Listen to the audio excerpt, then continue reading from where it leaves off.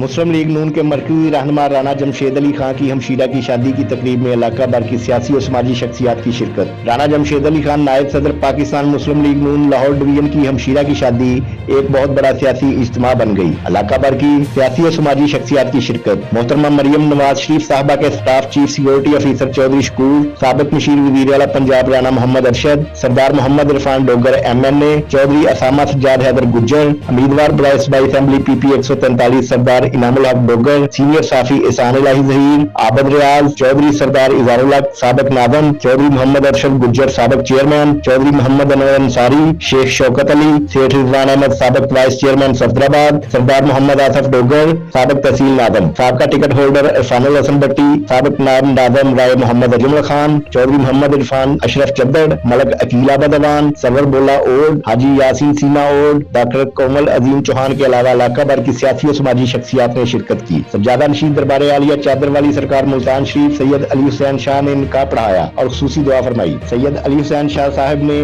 شادی شدہ جوڑے اور شرکا کے لیے خصوصی دعا فرمائی۔